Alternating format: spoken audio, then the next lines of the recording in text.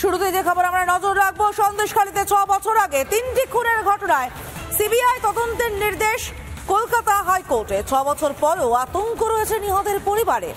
আজ 3 বিজেপি কর্মী খুনে তদন্তে সন্দেশখালী যাওয়ার সম্ভাবনা সিবিআই এর। আরো একবার জানিয়ে রাখতে চাইব, সন্দেশখালীতে 6 বছর আগে 3টি খুনের ঘটনায় সিবিআই তদন্তের নির্দেশ কলকাতা হাইকোর্টের।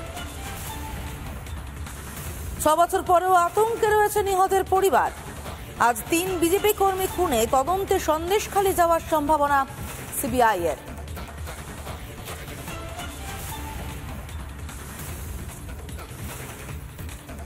সন্দেশখালীর ঘটনা, 6 বছর আগে 3টি খুনের ঘটনায় সিবিআই এর তদন্তের নির্দেশ কলকাতা হাইকোর্টে। 6 বছর পরেও আতঙ্কে নিহতের পরিবার।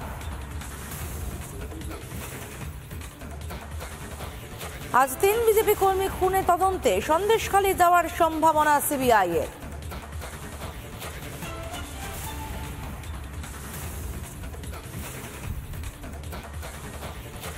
শাহজাহান বাহিনীর অন্যায়ের প্রতিবাদ করার খেসারত দিয়েছিলেন 3 বিজেপি কর্মী। এখনো আতঙ্কে তাদের পরিবার। গুন্ডা নিয়ে এসে খুন করে শাহজাহান, দাঁড়িয়ে দাঁড়িয়ে দেখেছে পুলিশ।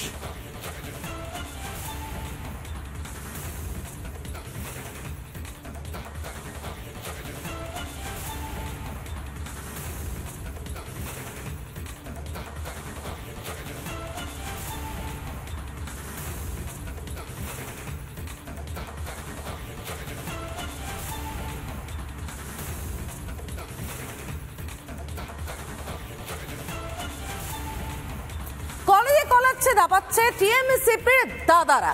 তাদের ক্যাম্পাসে বেরেল্লাপনা চলছে, থামবার নাম নেই।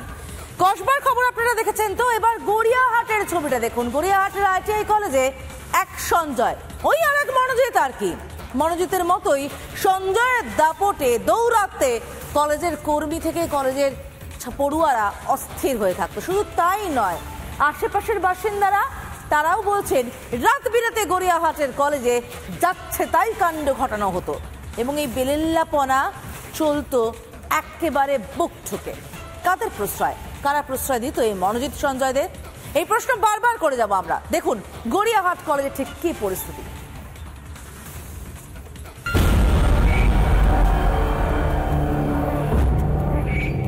সাউথ ক্যালকাটা ল কলেজে ছাত্রকে গণধর্ষণ, এ নিয়ে তোলপাড়।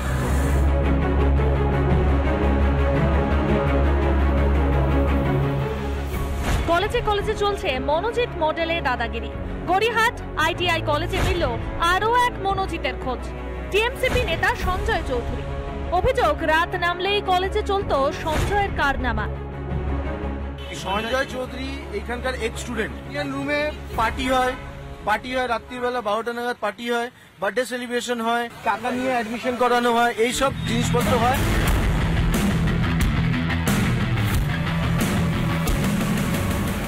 কসবা ল কলেজে গণধর্ষণে প্রাক্তনীর নাম জড়িয়েছে। গড়িয়াহাট আইটিআই কলেজেও তেমনই দাদাগিরি এক প্রাক্তনীর।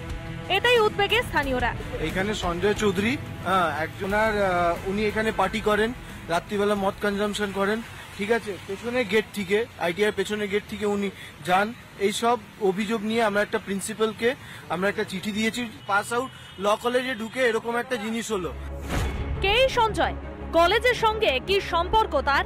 আইটিআই কলেজের প্রাক্তন সে, টিএমসিপি নেতা, এমনকি প্রাক্তন জিএসও এই সঞ্জয়।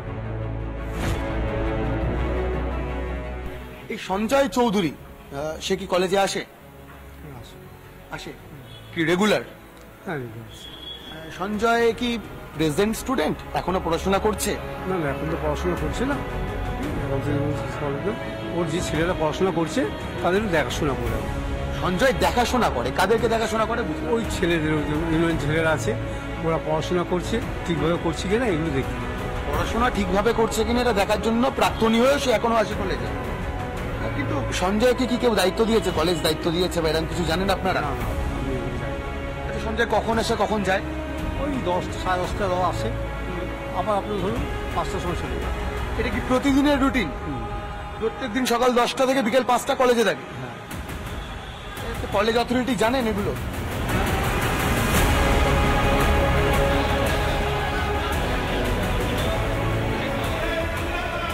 আচ্ছা, এই যে কলেজের একজন প্রাক্তনী প্রতিদিন এসে ইউনিয়ন রুমে বসে থাকতেন, এটা আপনারা জানতেন? আপনি কলেজে আপনারা জানতেন যে প্রাক্তনী এসে রোজ, না মানে আমার একদম সিম্পল প্রশ্ন, প্রাক্তনীরা এসে বসে থাকতেন আপনি জানতেন? এবং অন্তত এই কলেজ আধিকারিকের কাছে কোনো উত্তর নেই, নিজের ছাতা দিয়ে মুখ ঢাকাচ্ছে। দিনভর ইউনিয়ন রুমে থাকতো সঞ্জয়, কি আছে সেখানে চলুন দেখা যাক। এই যে ইউনিয়ন রুম, এই ইউনিয়ন রুমে প্রতিদিন সকাল 10টা থেকে বিকেল 5টা অবধি এই সঞ্জয়েরা, যারা দীর্ঘদিন আগে পাশ করে চলে গিয়েছে, তারা এসে বসে থাকে। একটু ইউনিয়ন রুমের ভিতরের যে ছবিটা, সেই ভিতরের ছবিটা দেখানোর চেষ্টা করব। ভিতরের ছবিটা যদি দেখানোর চেষ্টা করি, ইউনিয়ন রুম, একদিকে অভিষেক বন্দ্যোপাধ্যায়ের ছবি, অন্যদিকে মমতা বন্দ্যোপাধ্যায়ের ছবি, রাজ্যের মুখ্যমন্ত্রী মমতা বন্দ্যোপাধ্যায়ের ছবি। টেবিলের উপর তৃণমূল কংগ্রেসের পতাকাও রয়েছে। এই যে ইউনিয়ন রুম, এই ইউনিয়ন রুমেই প্রতিদিন নিয়ম করে এই সঞ্জয়রা এসে বসে থাকতো। কলেজের নিরাপত্তারক্ষী বলছেন যে অন্য বর্তমান পড়ুয়াদের পড়াশোনা ঠিকমতো হচ্ছে কিনা সেইটা দেখার জন্যই নাকি এই কলেজে প্রাক্তনী হয়েও প্রতিদিন নিয়ম করে সকাল 10টা থেকে বিকেল 5টা অবধি এসে এই ইউনিয়ন রুমের ভিতরে বসে থাকতো এই সঞ্জয়রা। এবং কলেজ কর্তৃপক্ষ তারা সবটা জানতেন, এমনটাই কিন্তু জানাচ্ছেন কলেজের নিরাপত্তারক্ষী। ভিডিও লিস্ট অমিত ছেড়ে ভাস্কর বসু, রিপাবলিক বাংলা, কলকাতা।